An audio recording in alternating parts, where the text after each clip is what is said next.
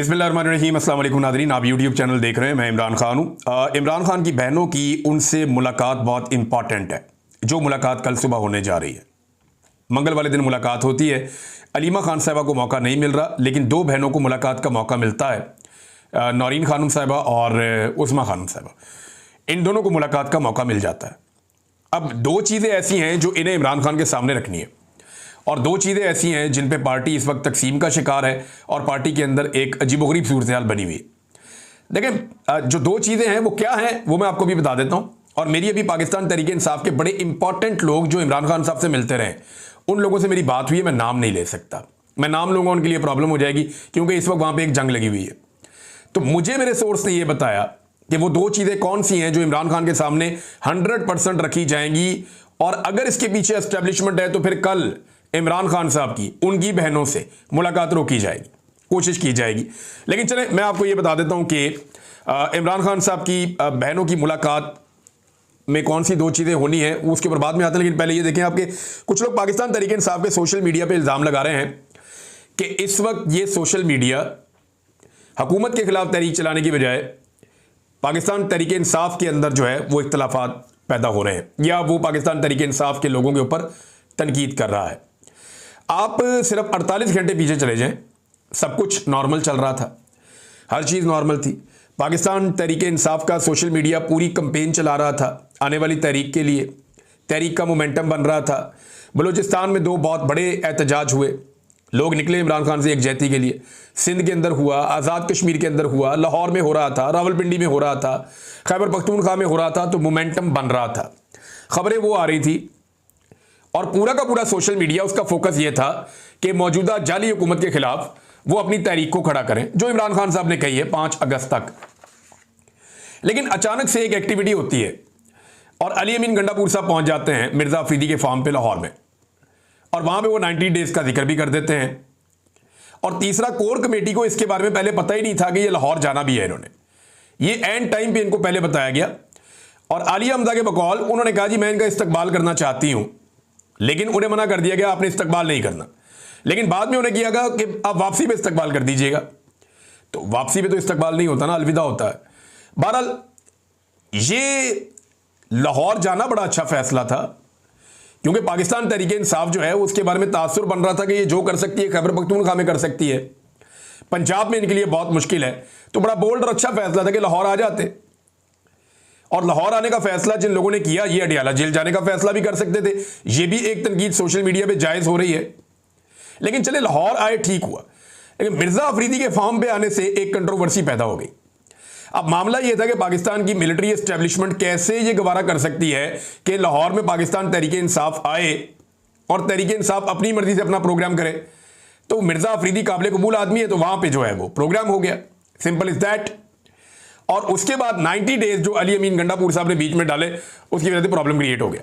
अब ये है जी कुल मिला के जो इस वक्त प्रॉब्लम पाकिस्तान तहरीक इंसाफ के अंदर बने हुए हैं। अब इनमें एक जो 90 डेज वाला मामला है उसमें क्लैरिफिकेशन अली अमीन गंडापुर की भी आ गई है, और उसके अंदर जो पार्टी के रहनुमा हैं, सेक्रेटरी जनरल वगैरह, उन्होंने भी एक क्लैरिफिकेशन दी है मीडिया से रब्ता करके। एक तो उन्होंने ये कहा अली अमीन ने कि जी मैंने अपने आप को डेडलाइन दी है, इमरान खान साहब ने जो 5 अगस्त का टाइम दिया हुआ है उस पर तहरीक चलेगी, और उसके ऊपर वही होगा जो इमरान खान साहब कहेंगे। लेकिन ये जो 90 डेज हैं ये मैंने अपने लिए दिए हैं कि अगर इन 90 डेज में मैं इमरान खान को नहीं छुड़वा सका तो मैं फिर सियासत छोड़ दूंगा, मैं अपना फैसला करके चला जाऊं। ये अली अमीन गंडापुर साहब ने अपने आप को टाइम दिया। बड़ी अच्छी बात है कि इससे पहले वो डेडलाइन दूसरों को देते थे, अब उन्होंने अपने आप को डेडलाइन दे दी है कि अगर बतौर अली अमीन गंडापुर मैं इमरान खान को रिहाई ना दिला सका 90 डेज में तो फिर मैं सियासत छोड़ दूंगा। ये उनका अपना एक डिसीजन है, और उन्होंने कहा जी इसको ऐसे देखा जाए, इमरान खान साहब के स्टेटमेंट के साथ इसको कंट्रोवर्शियल आप ना बनाएं। दूसरा, जहां तक मामला है ना मिर्जा अफरीदी का, यहां पे देखें 1 दर्जन के करीब ऐसे पाकिस्तान तहरीक इंसाफ के लोग हैं जो ये दावा करते हैं कि उन्हें इमरान खान साहब ने जेल से पैगाम भिजवाया कि वो सेनेटर बनेंगे। यानी बहुत सारे लोग हैं, अगर आप इनको गिनना शुरू करें तो ये 10 से ज्यादा बन जाते हैं जिन्होंने इलेक्शन लड़ना है सेनेट का। अब एक बात आप ध्यान में रखें कि पाकिस्तान तहरीक इंसाफ का टिकट जारी नहीं होना, सिर्फ हमायत जारी होनी है। सुप्रीम कोर्ट ऑफ पाकिस्तान के फैसले के बाद ये एक आज़ाद जमात है, ये आज़ाद एमपी है सारे, ये कहीं पे भी वोट डाल सकते हैं। वैसे भी अब सेनेट के इलेक्शन में सीक्रेट बैलेटिंग है, जो एमपीए चाहे जहां चाहे वोट डाल दे। अब मामला यह है कि टिकट तो इन्होंने जारी करना नहीं है, कागजात नामजदगी जमा हो चुके हैं, इलेक्शन जो है वो करीब आ रहा है, और जितने लोगों ने कागजात नामजदगी जमा करवाए वो सारे ये कहते हैं कि जेल से इमरान खान साहब ने पैगाम भेजा था मेरे लिए कि मैंने सेनेट का इलेक्शन लड़ना है। अब दो ही बातें हो सकती है ना, या तो जेल से आने वाले लोग झूठ बोल रहे हैं, या इमरान खान साहब ने मुख्तलिफ औकात में मुख्तलिफ लोगों के नाम ले लिए और वो नाम बढ़ते बढ़ते 10 से ज्यादा हो गए। अब सारे उम्मीद लगा के बैठे, तो ऐसे में कंफ्यूजन पैदा हो गई है। सबको लगता है कि उन्हें बनना चाहिए। कुछ लोग कहते हैं मिर्जा अफरीदी ने चंदा वंदा काफी दिया है, उसको बनना चाहिए। लेकिन चंदा कहां खर्च हुआ? वो कहते हैं चंदा खर्च हुआ जब पाकिस्तान तहरीक इंसाफ के इमरान खान साहब के केसेस चल रहे थे तो वकला को पैसे दिए। वकीलों से बात करो, वो कहते जी हमने पैसे ही नहीं लिए। फैमिली से बात करो, वो कहते जी पैसे हमने दिए। गंडापुर साहब कहते हैं कि उन्होंने जमीनें बेच के पैसे दिए। तो हर बंदे ने अपनी अपनी कहानी बताई हुई है कि पैसे यहां से आए, यहां से, तो एक्चुअली फिर पैसे गए कहां पे, ये समझ नहीं आ रही। दो नाम है नाजरीन ऐसे जो पैसे वाले लोग हैं सेनेट के इस मुकाबले में। एक का नाम फैजुर रहमान है और एक का नाम मिर्जा अफरीदी है। ये दो लोग हैं जो सरमाए के बलबूते के ऊपर सेनेटर बन सकते हैं। इनके पास सरमाया बहुत ज्यादा, पैसा बहुत ज्यादा है, फैजुर रहमान साहब और मिर्जा अफरीदी साहब। मिर्जा अफरीदी साहब का मैंने नाम लिया तो आपको पता है बहुत सारे लोगों को तकलीफ हुई, होनी भी थी। मिर्जा साहब को खुद भी अच्छा नहीं लगा होगा। मेरी उनसे कोई जाती लड़ाई नहीं है, मामला मिर्जा साहब का नहीं, मामला पाकिस्तान तहरीक इंसाफ का है। अगर ये पार्टी कहती है कि ये इनकलाब लाना चाहती है, अगर ये पार्टी कहती है कि ये गरीब आदमी की पार्टी है और ये एक तब्दीली लेकर आना चाहती है, तो फिर ये पार्टी इनकलाब के नाम के ऊपर सरमाएदारों को टिकट नहीं दे सकती, जिन्होंने वो टाइम इंजॉय करते हुए गुजारा हो जो टाइम आम आदमी ने जेलों में गुजारा और तकलीफें बर्दाश्त की, लीडर समेत सबने। तो ये फिर कंट्राडिक्शन वहां पे है। मिर्जा अफरीदी साहब का पूरा हक है कि वो सेनेटर बने, और बिल्कुल उन्हें पूरा हक है। उनके पास अगर पैसे हैं और वो इलेक्शन लड़ना भी चाहते हैं तो पैसे भाई उनको अल्लाह ताला ने दिए, वो जाने उनके पैसे जाने। लेकिन मेरा मानना यह है कि पाकिस्तान तहरीक इंसाफ वो अगर कुछ और कहती है और टिकट कहीं और देती है तो ये कंट्राडिक्शन है। तो बतौर सहाफी मुझे ये बात बतानी पड़ेगी। फैजुर रहमान साहब के पास भी बहुत पैसे। फैजुर रहमान साहब के मामले में क्योंकि मैंने इनके नाम की निशानदेही की है, तो एक मूंछों वाला आदमी जो अली अमीन गंडापुर नहीं है, वो अभी आपको थोड़े दिनों में मेरे पे भड़कता हुआ नजर आएगा। और मैं आपको पहले इसलिए बता रहा हूं कि जब वो भड़केगा तो आपने ये क्लिप निकाल के दिखाना है कि फैजुर रहमान का नाम लेने पर इस आदमी को कितना गुस्सा चढ़ा और ये मैदान में आ गया। क्योंकि वो आदमी फैजुर रहमान के लिए बड़ा कोशिश कर रहा था, बड़ा जोर लगा रहा था कि इन्हें सेनेटर बनाया जाए। तो ये दो सरमायादार हैं बीच में। बाकी 8-10 लोग जो हैं वो पाकिस्तान तहरीक इंसाफ के अपने हैं और वो वर्कर्स हैं, पुराने लोग हैं, वो भी कोशिश कर रहे हैं कि वो बन जाएं। और मुराद सईद के लिए बड़ी मुश्किलात हैं और उन्हें सेनेटर बनता हुआ नहीं देखना चाहती पाकिस्तान की एस्टेब्लिशमेंट। और इमरान खान साहब की प्रायोरिटी नंबर 1 के ऊपर मुराद सईद ही है। अब इमरान खान की बहनों जिन जेल में जाना है इमरान खान से मिलने के लिए सुबह कल, तो दो चीजें जो हैं वो इमरान खान साहब के सामने 100% रखी जानी चाहिए। और पार्टी के लोग कह रहे हैं कि ये तय भी हो गया कि ये दो चीजें अगर मुलाकात होती है तो इमरान खान के सामने रखी जाएंगी। नंबर 1 ये है कि एहतजाज पे इमरान खान साहब की क्लियर डायरेक्शन लेनी है। इमरान खान साहब के सामने ये सिचुएशन रखनी है जो इस वक्त बनी हुई है, जैसे मोमेंटम बन रहा है। क्योंकि अभी पूरे खैबर पख्तूनख्वा से, पंजाब से, मुख्तलिफ अजला से जो रैलियां निकलना शुरू होगी उनके बारे में लिस्टें आना शुरू हो गई हैं। बाकायदा शेड्यूल जारी किया जा रहा है कि किस तरीके से एहतजाज का मोमेंटम बनता चला जाएगा। और ये जो मोमेंटम एहतजाज का बनता चला जाएगा, इसके अंदर पाकिस्तान तहरीक इंसाफ के जितने रीजनल सदूर हैं या मुख्तलिफ इलाकों के अंदर जो जिम्मेदारान हैं वो अपनी अपनी लिस्टें जमा करवा रहे हैं। कुछ जुनैद अकबर साहब ने कुछ शाया भी की हैं, कुछ जारी की हैं, कुछ और लोगों ने जारी की हैं। आलिया हमजा साहबा ने भी डेडलाइन दी हुई है पार्टी को। वो ये कह रही है कि जनाब आप या तो आप डट कर खड़े हो जाएं या फिर आप रास्ते से हट जाएं, या आप इस एहतजाज को और इस तहरीक को छोड़ दें और तहरीक हमें चलाने दें। और वहाँ पे उन्होंने आलिया हमजा साहबा ने बड़ा सख्त क्राइटेरिया बनाया हुआ है कि जनाब हम इकट्ठे होंगे, अब एहतजाज करेंगे, फाइनली जो है वो अब एक तहरीक चलानी पड़ेगी। ये उनका आलिया हमजा साहबा का एक बड़ा टेस्ट है। दूसरा, उन पर तनकीद भी हो रही है शेख वक्कास अकरम की ऑडियो लीक करने के मामले पर कि शेख वक्कास अकरम ने एक बात अगर उनके साथ की तो वो ऑडियो लीक नहीं होनी चाहिए थी।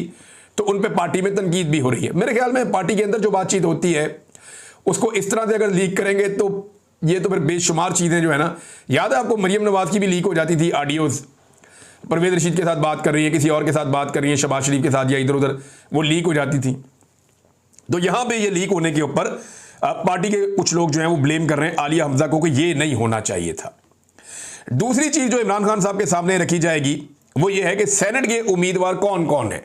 हतमी फहरिस्त आप जमा कराएं। जनरल नशिस्तों पे 5 सीटों से ज्यादा पाकिस्तान तहरीक इंसाफ मैक्सिमम 4 ही जीत सकती है। अब सिचुएशन ऐसी बन गई है। ये पाकिस्तान तहरीक इंसाफ के अपने लोग कह रहे हैं अगर ये तरीके से चलते, समझदारी से चलते तो शायद ये ज्यादा डेंट डाल सकते थे, लेकिन जो है वो 4 सीटें इनकी पक्की हैं। तो वो कौन से 4 सेनेटर हैं? एक तो मुराद सईद इमरान खान साहब कहेंगे, उन्हें कंफर्म करेंगे। उसके बाद बाकी कौन है? एक जो है फैसल जावेद खान, ये 2 तो कंफर्म है। बाकी 2 कौन होंगे? अब इसके अंदर फड्डा पड़ा हुआ है कि सरमायादार होंगे या पाकिस्तान तहरीक इंसाफ के नजरियाती लोग होंगे। इस पे इमरान खान साहब क्लियर डायरेक्शन दे सकते हैं। उनकी बहनों की उनसे मुलाकात है, अगर मुलाकात करवाई जाती है तो पता चल जाएगा कि इमरान खान साहब ने क्या कहा। अब नाजरीन, पाकिस्तान तहरीक इंसाफ के लोग जो हैं वो अब ये कह रहे हैं जनाब कि ये जो लड़ाई पड़ गई है, इस लड़ाई को इत्तफाक राय में तब्दील किया जाए और लड़ाई खत्म की जाए। तो कुछ कोशिश हुई है पाकिस्तान तहरीक इंसाफ में। मुझे कुछ लोगों ने कहा जी हमने राब्ते किए हैं क़यादत से और हमने कहा जी कि कारकुन के ऊपर असर पड़ता है तो आप आपस की लड़ाइयाँ बंद करें और सोशल मीडिया पे एक दूसरे को बुरा भला कहना बंद कर दें और हमें चीज़ों को नॉर्मलाइज करने दें। हमें तहरीक की तरफ जाना है, इससे कन्फ्यूजन पैदा हो रही है।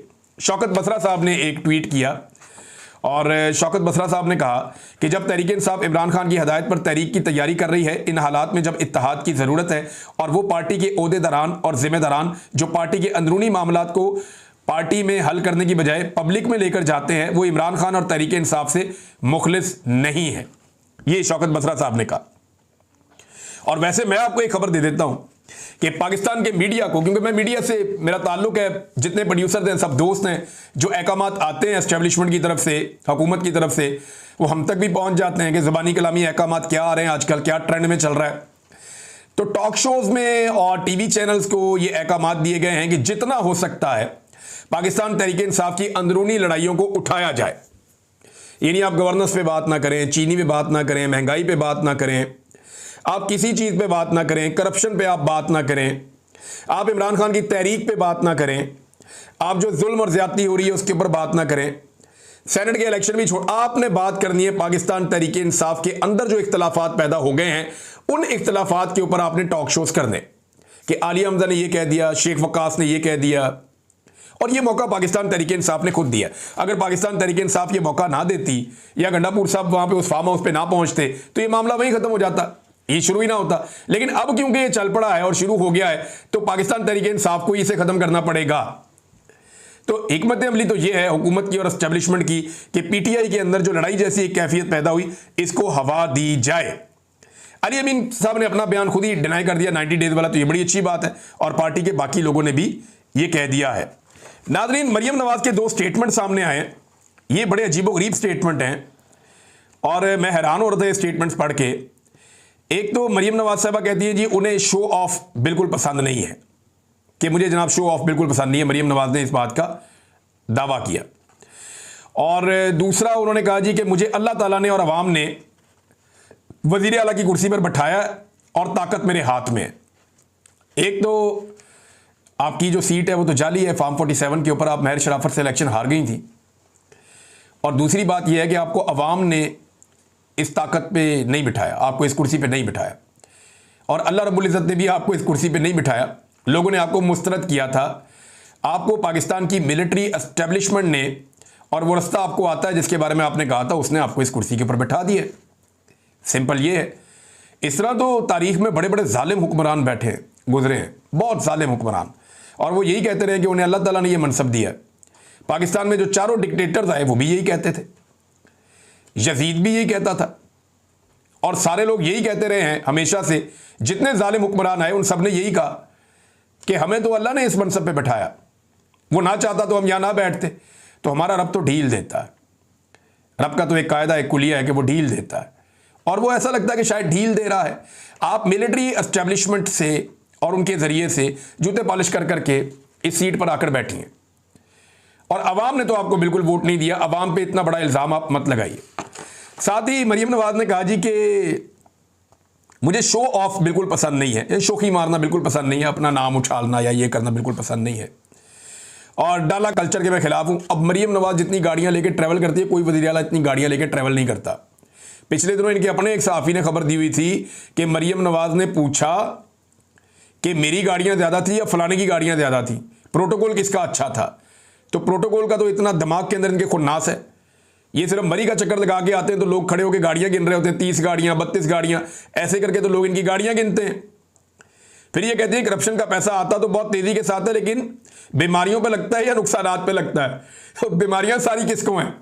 हमने पाकिस्तान की तारीख में किसी आदमी को इतना, किसी सियासी लीडर को इतना बीमार नहीं देखा जितना हमने मियां नवाज शरीफ, शहबाज शरीफ और इनकी बीमारियां सुनी है। जब भी ये बेचारे मुश्किल में आते हैं, इनकी बीमारियों की लिस्टें इतनी लंबी होती हैं कि आप पढ़ के हैरान हो जाते हैं। उन बीमारियों के कौम ने नाम भी नहीं सुने जो बीमारियां इनको लग जाती हैं। तो ये अपने घर के मरियम नवाज साहबा जो है वो मसाइल बता रही हैं कि जब करप्शन का पैसा घर में आता है तो फिर बीमारियों पे लगता है और मुश्किलात आती हैं। दूसरा, मरियम नवाज साहबा ने जो कहा ना, मुझे शो ऑफ बिल्कुल पसंद नहीं है। और पंजाब के सारे मनसूबों के नाम अपने और अपने बाप के नाम पे रख दिए तो शो ऑफ पसंद नहीं है, ये कैसे हो सकता है? यानी 2700 मनसूबे एक सहाफ़ी के बकौल इन्होंने अपने और अपने वालिद के नाम के ऊपर रख दिए और ये कह रही है मुझे शो ऑफ पसंद नहीं है। और वही लैट्रीनों के ऊपर इन लोगों ने अपनी फोटो लगा दी, इनको शो ऑफ पसंद नहीं है। कचरा उठाने वाली गाड़ियों पे अपनी फोटोज लगा दी, शो ऑफ पसंद नहीं है। हर जगह पे जहां थोड़ी सी खाली जगह देखते हैं अपना मुंह चिपका देते हैं और इन्हें शो ऑफ पसंद नहीं है।